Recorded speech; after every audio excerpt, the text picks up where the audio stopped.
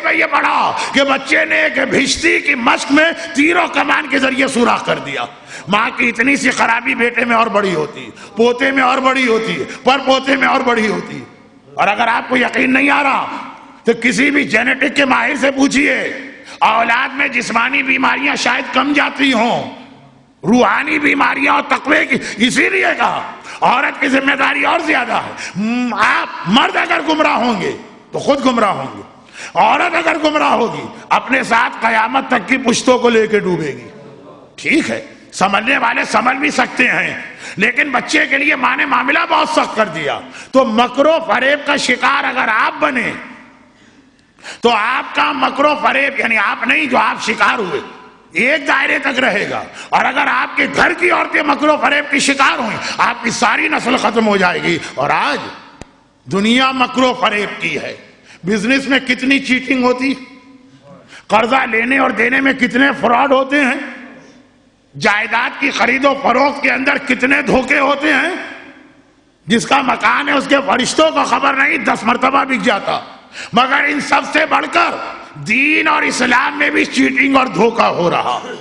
اور چونکہ اس چیٹنگ سے روکنے والا مرجع ہوتا ہے، اس لیے پہلا نشانہ مرجع کو بنایا جاتا. بھائی اگر کسی کو کہیں کوئی چیٹنگ کرنا ہے، مثلا ایک آدمی کو آپ کی جائیداد دھوکے سے کسی اور کے ہاتھ بیچنا، وہ پہلے کوشش کرے گا کہ جو ریل اسٹیٹ کا یا جائیداد کا محکمہ ہے، جیسے کراچی میں کے ڈی ہے، آپ کے یہاں ایل ڈی اے ہو، پہلے اس کے ریکارڈ میں گڑبڑ کرے، آپ کی فائل کو خراب کرے، پھر بیچے. پکڑ میں بھی نہیں آئے گا. کمپیوٹر میں گڑبڑ کرے، پکڑ میں بھی نہیں آئے گا. تو شیطان کو آج مکر و فریب کے ذریعے ہمیں اسی طرح بہکانا ہے جس طرح اس نے کربلا میں کوشش کی تھی. ہمارا عنوان پیام کربلا. جیسے کربلا میں کوشش کی تھی. اور ایک جملہ میں کہوں، اپنے آقا عباس کی توہین کیے بغیر، بہت ڈر لگتا ہے اس قسم کے جملوں میں، آقا عباس کی توہین کیے بغیر، کہ آقا کی عظمت ایسی کہ انبیاء بھی رش کرتے ہوں گے عباس کو دیکھ کر. لیکن عباس کے حوالے سے بھی پیغام وہی ہے کہ اتنا عظیم عباس بنا، ام البنین کا بھی اس میں بہت اہم حصہ.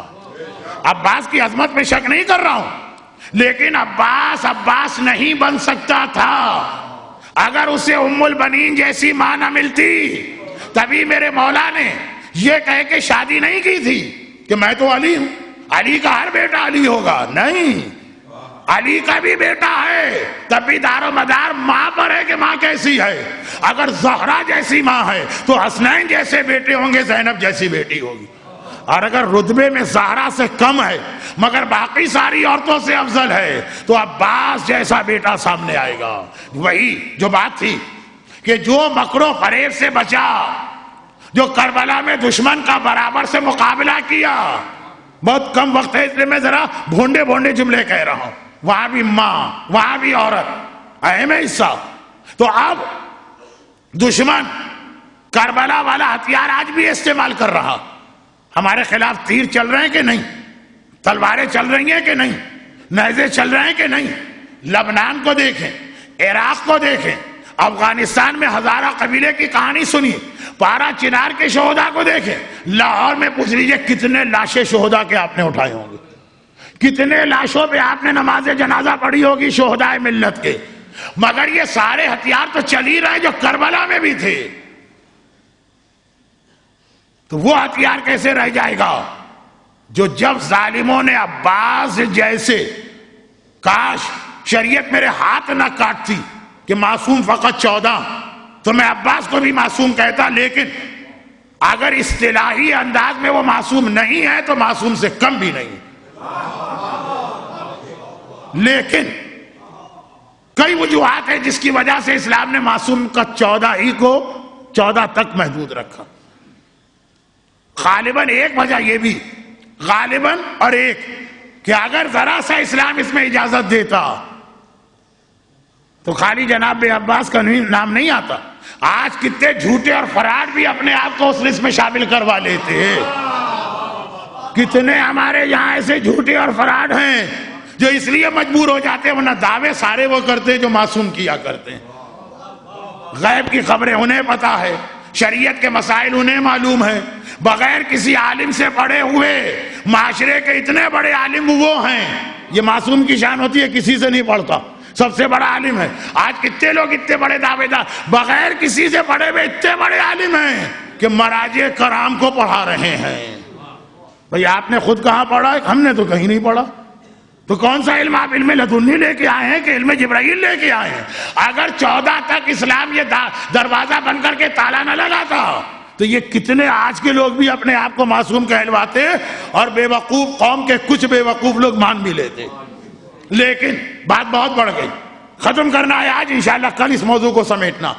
تو اب مکر و فریب کا جال جو بچھایا جا رہا ہے کیونکہ کربلا میں ہو چکا، اس کے لیے سب سے زیادہ بڑی رکاوٹ مرجع، سب سے بڑی رکاوٹ مرجع.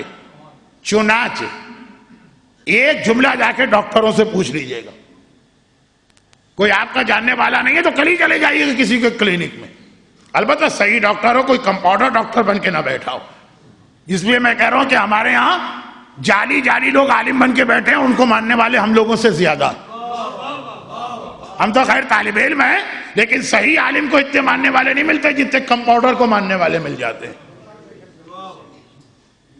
لیکن بات کیا کہہ رہا تھا کہ ڈاکٹر آپ کو بتائے گا کہ انسانی جسم میں کچھ حسب معمول عام طور پہ خرابیاں ہوتی رہتی ہیں. یوزول بخار آتا ہی ہر آدمی کو. جب رسول اللہ نے اتنا سن لیا کہ باپ کہہ رہا ہے میری بیٹی سے شادی کیجئے تو اتنی صحت مند ہے آج تک کسی کو بیماری نہیں ہوئی، رسول نے کہا اب تو مجھے شادی کرنا ہی نہیں ہے. رشتہ لے کے آئے تھے واپس چلے گئے. کہا کیوں؟ کہا بیماری بھی اللہ کا ایک تحفہ. ٹھیک ہے ایڈس نہیں، ہیپیٹائٹس نہیں، لیکن بیمار بھی انسان کو ہونا ہے. یہ جو اس نے بتایا اس کا مطلب ہے اللہ اس گھرانے سے راضی اور خوش نہیں ہے. تو کبھی بخار ہو گیا، کبھی درد سر ہو گیا. 4 دن سے تو ہو ہی رہا ہے آپ کو ٹھیک رات کے 9 بجے، اور 10:10 پہ اتر بھی جائے گا وہ درد سر بغیر کسی گولی کے، بس یہ مائک چپ ہو جائے. تو خلاصہ یہ کہ کوئی سوجن آ گئی، جسم میں کوئی گلٹی یا ابھار پیدا ہو گیا. اگر یہ سب عام طریقے سے ہو تو ڈاکٹر کہتے گھبرانے کی بات نہیں. لیکن جہاں کوئی ان یوزول چیز نظر آ جائے، ان یوزول معمول سے ہٹ کر بخار ہے اور پیشہ ہی نہیں چھوڑ رہا، کوئی ابھار یا گلٹی ہے اور وہ بڑھتی ہی چلی جا رہی ہے، تو ڈاکٹر کہتے ہیں یہ الارمنگ سائن ہے، فوراً متوجہ ہو جائیے. جسے ہر آدمی کے خلاف کچھ نہ کچھ تو ہوتا. بلکہ حضرت موسیٰ نے جب اللہ سے ایک ہی تو درخواست کی تھی، درخواست ٹھکرا دی گئی، لیکن توہین آمیز انداز میں نہیں. موسیٰ کو ایک طور پہ جاتے رہتے ہیں، اور آپ کو پتا ہے نا ایسی شریر قوم کے نبی بنائے گئے ہیں بنی اسرائیل. یہ اگر ایک گائے کے ذبح کی بات کریں، رنگ کیا ہو، نسل کیا ہو، حتیٰ یہاں تک ہے کہ شادی شدہ ہو کہ کنواری ہو، گائے ذبح کرنا ہے کہ اسے شادی کرنا. آپ جا کے دیکھیے قرآن کے سورہ بقرہ، ایسی شریر کو اس کا نبی بننا کوئی آسان بات نہیں ہے. تو جب بار بار جاتے رہے، ایک بار خدا نے کہا موسیٰ تم بہت آتے ہو اور میرے حکم سے آتے ہو، تم نے اپنے لیے کبھی کچھ نہیں مانگا، اللہ سب کچھ تو نے دے رکھا، کیا مانگو؟ کہا نہیں موسیٰ مجھے اچھا لگتا ہے میرا بندہ مجھ سے کچھ مانگے. تو کہا صرف ایک بات چلیں، وہ بھی تو اتنا کہہ رہا ہے اس لیے، اور وہ یہ ہے بھائی میں قوم میں تبلیغ کر رہا ہوں، اس کو ماننا ہے مانے، نہیں ماننا ہے نہ مانے. لیکن ایسا تو نہ ہونا کہ مانتے بھی نہیں ہیں اور پیٹھ پیچھے اتنی برائیاں، اتنی خرابیاں. بھائی جو منہ پہ اتنی برائی کر دیتا ہے پیٹھ پیچھے کیا نہ کرتا ہو. لوگوں کی زبان روک دے، نہیں ماننا ہے نہ مانے. خدا نے گویا مسکرا کے کہا موسیٰ تمہاری یہ درخواست ریجیکٹ، واپس. کیوں واپس؟ کہ یہ تم ایک ایسی بات مانگ رہے ہو جو میں نے اس دنیا میں اپنے لیے بھی روا نہیں رکھی ہے. مجھے بھی برا بھلا لوگ کہتے ہیں، تو اللہ کے لیے کیا مشکل ہے ان کی زبان کو روکنا. لیکن نہیں، کھلی چھوٹ دے دی. جسے چاہیے اللہ کو برا کہے، جسے چاہیے انبیاء کو برا کہے، جسے چاہیے مرجع کو برا کہے، جسے چاہیے آپ کو. لیکن ایک ہوتا ہے برا کہنا یوزول، ہر دور میں ہوتا. ایک ہے ایک دم سے ان یوزول پروپیگنڈا شروع ہو جائے، معلوم ہے ادھر جائیے تو یہی موضوع، ادھر جائیے تو یہی موضوع، کتاب اٹھائیے تو یہی موضوع، تقریر سنیے تو یہی موضوع، ڈسکشن